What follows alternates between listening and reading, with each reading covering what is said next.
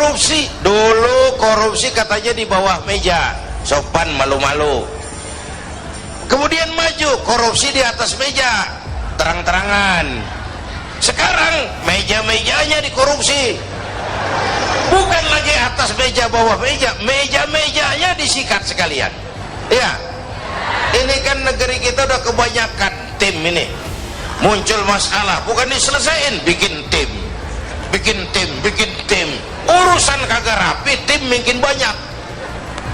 Kan nih sekarang nih di masyarakat ada nih orang kalau dibilangin ngomongnya begini, biarin aja, yang mabok gue, yang judi gue, pakai duit gue main di rumah gue, urusan apa sama orang?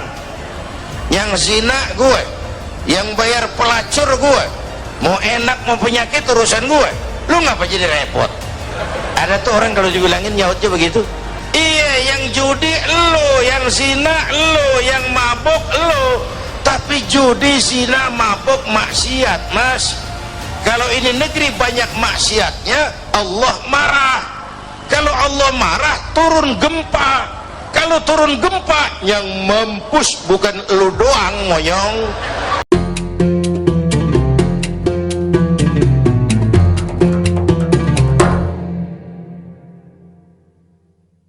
Bismillahirrahmanirrahim. Assalamualaikum warahmatullahi wabarakatuh. Alhamdulillahirrabbilalamin. Allahumma salli ala Sayyidina Muhammad wa ala ali Sayyidina Muhammad.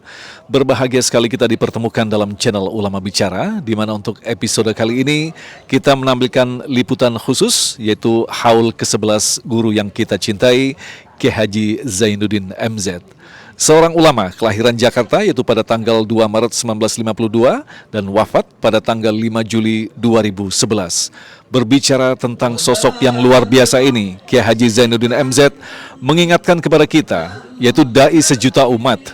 Dai di mana menyampaikan nasihat-nasihatnya sangat lugas, tegas, bernas, dan tentu saja satu hal yang tidak dimiliki barangkali oleh para dai yang lain adalah beliau mampu membuat satu formulasi nasihat yang dibungkus dengan joke yang sangat luar biasa, pemilihan kata yang sangat luar biasa, bahkan kritik pun disampaikan tanpa pernah menyakiti hati orang yang merasa dikritik.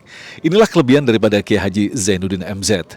Beliau mampu menyampaikan pesan-pesan Islam secara general, bisa diterima baik dari kalangan bawah hingga kalangan atas. Bahkan orang-orang non-muslim pun suka dengan gaya ceramah daripada Kiai Haji Zainuddin MZ. Barangkali inilah yang bisa kita katakan sesungguhnya beliau memiliki usia yang sangat panjang. Bukan usia kehidupan, tetapi usia kebaikan yang kita rasakan hingga sampai saat ini. Nah, dalam kesempatan kali ini tentu saja kita ingin mendengarkan pendapat masyarakat tentang sosok Kiai Haji Zainuddin MZ, sekaligus nanti juga bersama guru kita, Ustadz Fikri Haikal MZ, yang merupakan putra pertama dari Kiai Haji Zainuddin MZ. Untuk itu tetaplah bersama kami, Ulama Bicara.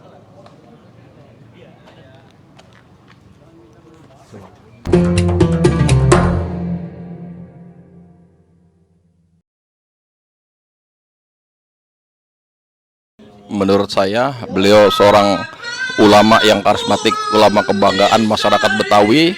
Kebetulan saya juga orang Betawi.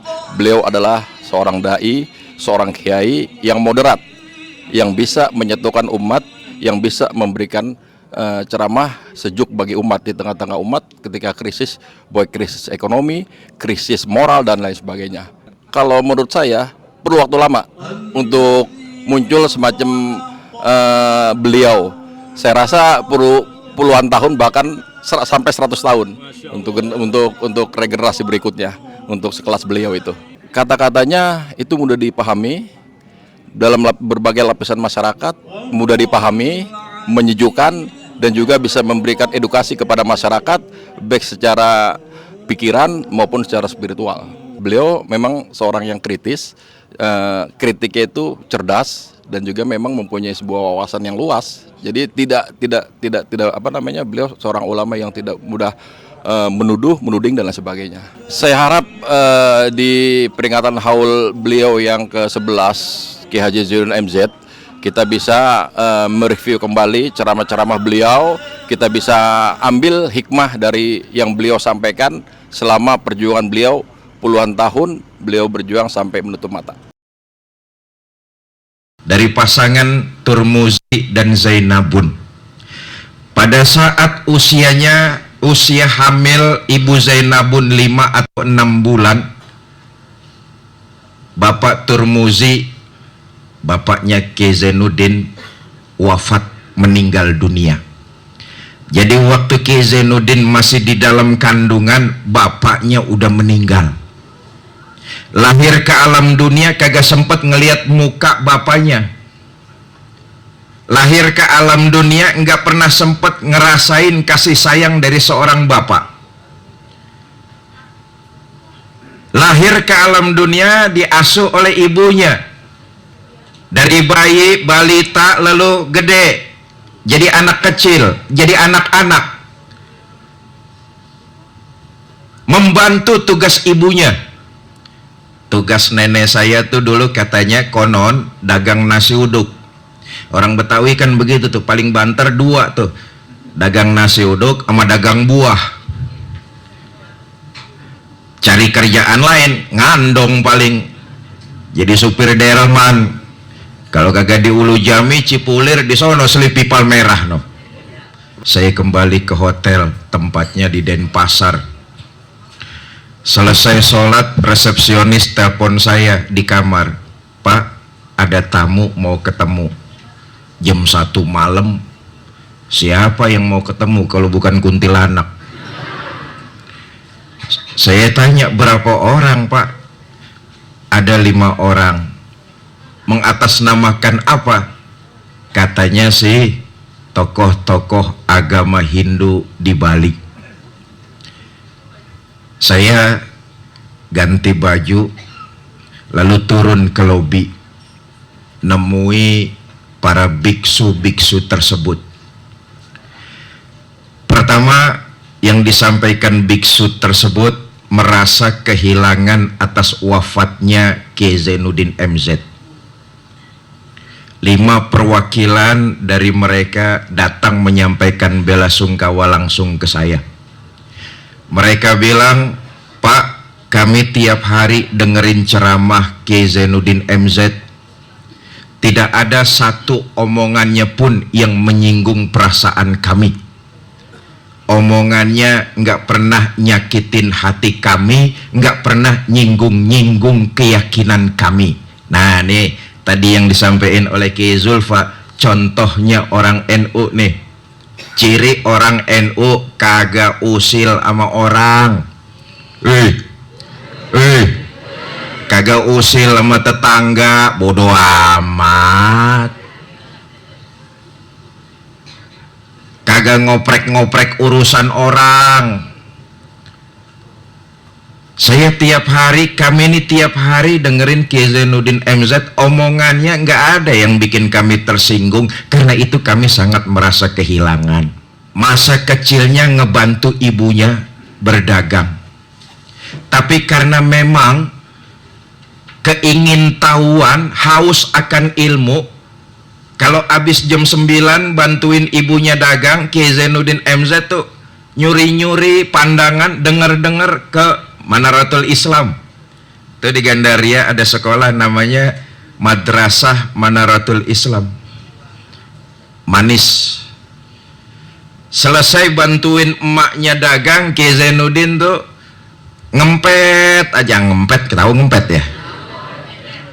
Nyender di balik jendela ngeliatin guru yang lagi ngajar nerangin ilmu di dalam Madrasah Manaratul Islam tuh.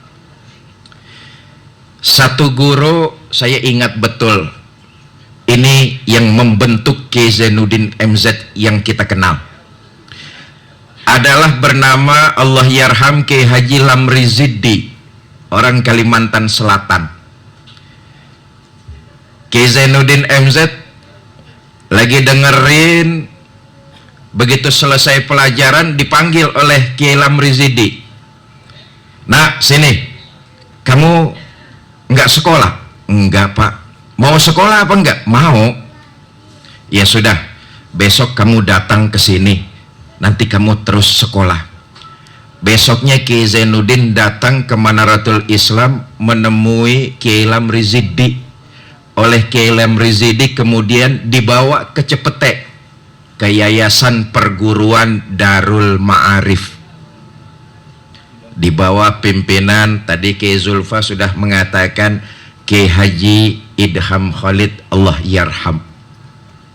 Nah, garis besarnya sepanjang sekolah Kiai Zainuddin MZ nyambi untuk cari duit ngebiayain pendidikannya sendiri. Saking pengennya punya ilmu, Kiai Zainuddin sekolah itu sambil kerja. Apaan aja dikerjain, apaan aja dilakonin. Bahkan ketika saya mondok di Tebu Ireng, saya dikasih tahu, saya baru ngeh kemudian. Beliau pernah bilang, Fikri, tidak ada pekerjaan yang mulia itu hina. Tidak ada pekerjaan yang halal itu hina. Pekerjaan yang halal pasti mulia. Saya ingat kemudian bahwa masa kecil beliau, ya Allah, apaan aja dilakonin cuma buat dapat duit untuk membiayai sekolahnya. Kerjaan apaan aja dikerjain, dilakonin. Nih, saya kasih tahu nih, jangan ngomong sama siapa-siapa ya. Jangan ngomong sama siapa-siapa nih. Kiai Zainuddin MZ itu pernah dagang es, pernah dagang koran, pernah jadi kenek, pernah jadi tukang, cuma untuk mengharapkan uang yang halal, bayar sekolahnya sampai lulus di UIN, di IAIN, sekarang UIN, Fakultas Agama, Fakultas Usuluddin, ngambil BA, sarjana muda. Waktu itu masih sarjana muda. Segitu susahnya mau sekolah, duitnya kudu nyari sendiri. Bahasa Jermannya engkak-engkug. Ngerti engkak-engkug? Bahkan tahun 72 Allah yarham Kiai Zainuddin MZ ketemu sama jodohnya, emak saya,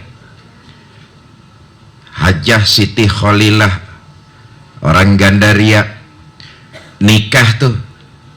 Nikah katanya biaya perabotan untuk nikah ngutang. Itu artinya kami nih keluarga kalau ama susah emang nukangin. Nikahnya tahun 72 dengan Allah yarhamah Ibunda Hajah Siti Khalilah, tahun 72 perabotannya ngutang. Perabotannya tahun 73 saya nongol. Itu pun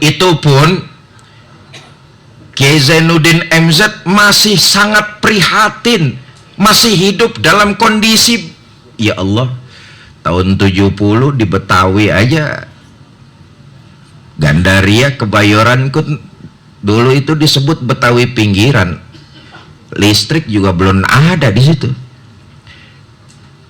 Sedangkan Kiai Zainuddin MZ itu cuma seorang pengajar di Yayasan Nurul Falah Kebayoran Lama, dan kalau habis asar, habis maghrib, habis isya cuma ngajar di musola-musola tuh yang tadi Kiai Zulfa kasih tahu tuh. Ulama NU yang ngajar dari musola ke musola. Kalau ngajar ada yang bagi syukur, kagak ada yang bagi ya udah amsong pulang. Nah tahun 73 saya lahir, konon kata umi saya nih yang cerita, kata umi saya, Fikri, lo kan sebenarnya bayi ngutang. Saya tanya lah, ngapa bisa begitu? Iya, ayah lo sampai 3 kali bayar. Kalau habis ngajar dari musola ke musola, ada yang bagi duit, nyicil pertama. Ntar ngajar lagi, kalau ada yang bagi duit, nyicil yang kedua.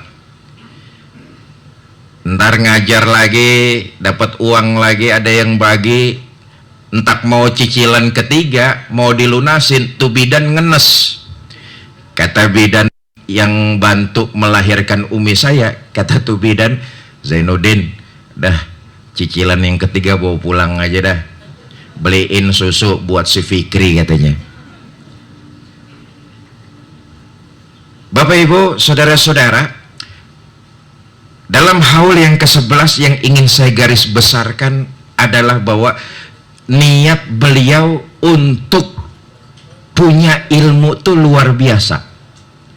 Walaupun sibuk ngebantu ibunya, tapi selesai berdagang beliau curi-curi informasi, ngempet, ngeliatin di pinggiran jendela madrasah Manaratul Islam, dengerin dengan konsentrasi guru yang menerangkan ilmu. Makanya kemudian kalau analisa Kiai Zulfa, orang makin alim kemudian pemikirannya mutawasid, ya memang seperti itu.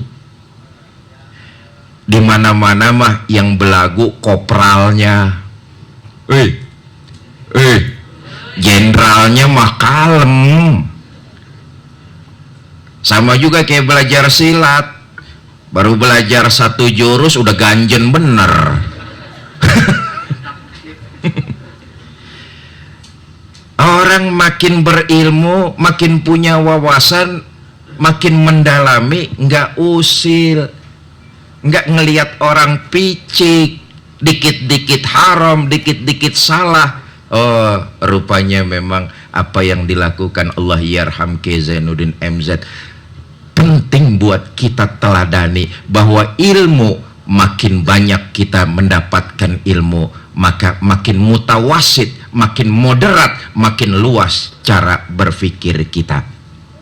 Bapak Ibu, seyogyanya memang kami tutup jam 11. Mohon maaf ini sudah setengah 12. Terakhir ada sedekah, nanti makanan yang kami siapkan, minuman yang kami siapkan, semuanya ini adalah sedekah yang pahalanya kami niatkan khusus buat kedua orang tua kami, Kiai Zainuddin MZ dan Umi Hajah Kholilah. Jangan disisain, bawa pulang karena memang sudah kami sedekahkan. Tidak cukup dengan itu, kami juga ada 500 paket sembako yang sekarang ini kita pengennya minyak goreng itu normal, paling nggak ada di pasaran, sebab kagak mungkin kalau kerupuk sampai direbus.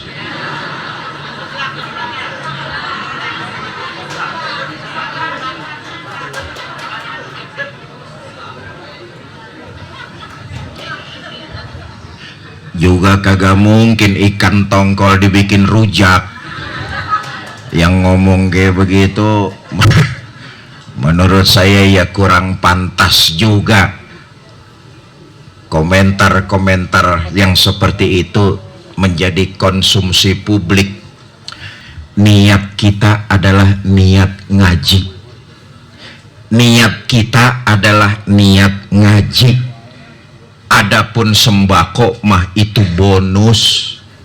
Ada teng-teng, kagak ada jangan ngedumel.